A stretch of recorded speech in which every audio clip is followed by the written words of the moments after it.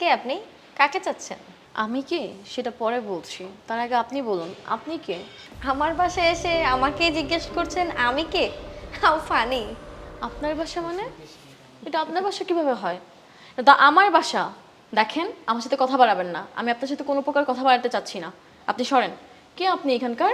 এ বাসায় কি নতুন কাজের মেয়ে? মুখ সামলে কথা বলুন। আপনি কাকে কি বলছেন? আমার বাড়িতে এসে আমাকে বলছেন কাজের মেয়ে? এখানে আপনি পরিচয় না দিয়ে ঢুকতে পারবেন না। কে আপনি? কোত্থেকে এসেছেন? আর কার কাছে এসেছেন? তোর এত বড় সাহস আমার বাসায় দাঁড়িয়ে আবার আমাকেই বলতেছিস পরিচয় দিয়ে ঢুকতে? 2 দিনের কাজের মেয়ের এত সাহস! ইসমাইল, ইসমাইল, কই তুমি? দাঁড়া, তোকে দেখাচ্ছি মজা আমি এক্ষুনি। এই, আপনার এত বড় সাহস আমার বাসার সামনে এসে আমার হাজবেন্ডকে নাম ধরে রাখছেন? এই, আপনি ওনার নাম জানেন কিভাবে? তোর মতো কাজের মেয়েকে কি আমি এই কৈফত দিব? সর। ইসমাইল, ইসমাইল, কই তুমি? ইসমাইল। রাহি, তুমি? হ্যাঁ, আমি। চমকে গেলে মনে হচ্ছে। তো চমকানোর কারণটা কি? না, সেরকম কিছু না, কিন্তু তুমি বেঁচে আছো। কেন, মরে যাওয়ার কথা ছিল? তো তোমাকে কে বলছে আমি মরে গিয়েছি? ইসমাইল, তুমি ওকে চেনো? কে ও? আর এসব কি বলছে? হ্যাঁ নাহিদা, আমি ওকে চিনি। ও আমার প্রথম স্ত্রী। ও প্রবাসে থাকে। আর রাহি, তুমি যে এভাবে চলে আসবে আমি তো জানতাম না, আমরা কেউই জানতাম না। আমরা সবাই শুনেছি তুমি নাকি ওখানে একটা অ্যাক্সিডেন্টে মারা গিয়েছো।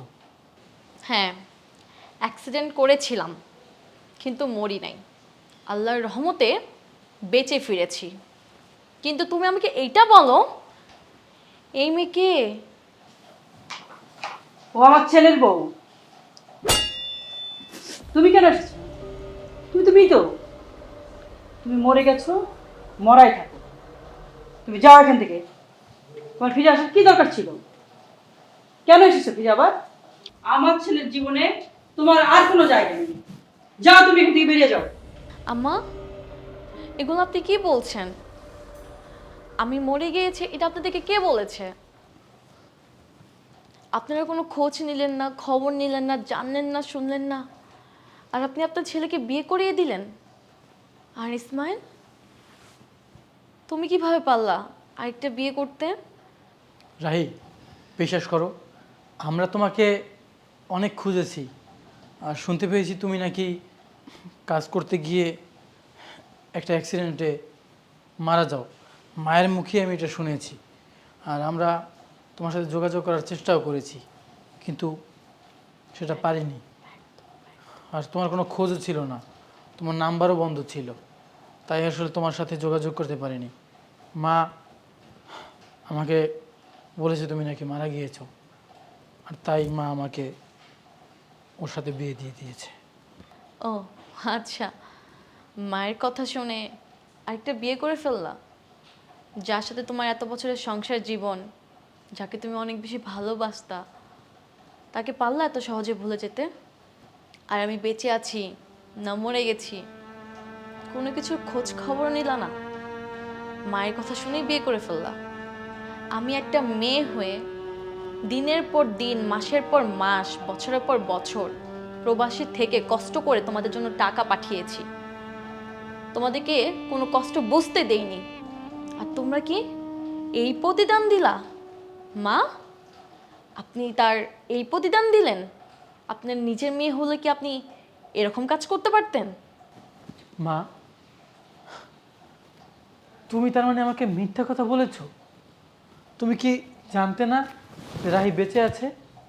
তুমি কেন আমার কাছে মিথ্যা কথা বলেছো তাহলে, যে ও মারা গেছে? হ্যাঁ, বলেছি। কারণ ওকে যদি মৃত না বানাতাম তাহলে ও তোকে এখান থেকে নিয়ে যেত, আমার জীবন থেকে তোকে কেড়ে নিয়ে যেত ও বিদেশে। এই জন্য আমি মিথ্যা বলেছি তোকে যে রাহিম মরে গেছে। কিন্তু মা, তুমি যেটা করেছো এটা ঠিক করো নাই, এটা তুমি অন্যায় করেছো। এই, আমাকে ন্যায় অন্যায় শেখাতে আসবি না। আমি যা করেছি ঠিক করেছি। আমি আমার ছেলে হারাতে পারবো না। এই, তুই যা এখান থেকে, এক্ষুনি বেরিয়ে যা। যা, চলে যা। আর কখনো ফিরবি না আমাদের জীবনে। বাহ মা বাহ, খুব সুন্দর। নিজের ছেলেকে ধরে রাখার জন্য আমাকে মৃত বানিয়ে দিলেন। আপনি একটা মেয়ে হয়ে আরেকটা মেয়ের এত বড় সর্বনাশ করতে আপনার কি একবার আপনার বিবেকে বাঁধলো না? এর বিচার আল্লাহ করবে, আল্লাহ সইবে না, মাথায় রেখেন। আল্লাহ ছাড় দেয় কিন্তু কখনো কাউকে ছেড়ে দেয় না। ইসমাইল, ভালো থেকো তুমি তোমার নতুন সংসার নিয়ে। আপু দাঁড়ান। ইসমাইল, তুমি যেটা করেছো সেটা একদমই ঠিক করনি। তুমি নাকি ওকে ভালোবেসে বিয়ে করে এনেছিলে, এত তাড়াতাড়ি শেষ হয়ে গেল তোমার ভালোবাসা? আমাকেও তো বলেছো আমাকে ভালোবাসো, আমার সাথে সংসার করতে চাও, আর তোমার মায়ের কথায় তো একদিন আমাকেও খুব তাড়াতাড়ি ছেড়ে দিবে, তাই না? তখন তোমার ভালোবাসা শেষ হয়ে যাবে খুব তাড়াতাড়ি, তাই তো? আর মা, আপনাকে বলছি, আপনি না শুধু এই একটা জীবন নষ্ট করেননি, আপনি এক এক করে 3টি জীবন নষ্ট করেছেন শুধুমাত্র নিজের ছেলেকে নিজের কাছে রাখার জন্য। এই কাজটাও আপনি ঠিক করেননি। আর হ্যাঁ, আপনি যেহেতু আপনার ছেলেকে কাছে রাখতে চেয়েছেন, থাকুন আপনার ছেলেকে নিয়ে, আমিও চললাম।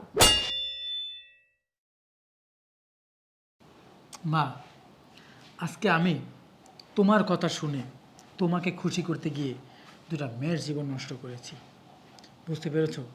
যে মানুষটাকে আমি এত ভালোবাসতাম, আজ তার কাছে আমি সবচেয়ে খারাপ মানুষ হলাম, একমাত্র তোমার জন্য। বুঝতে পেরেছো? তোমার কাছে রাখার জন্য আমাকে এত কিছু করেছো, তাই না? যাক, ভালো করেছো। সবাই চলে গেছে না তোমাকে ছেড়ে, আমিও চলে যাব খুব শীঘ্রই, অনেক দূরে।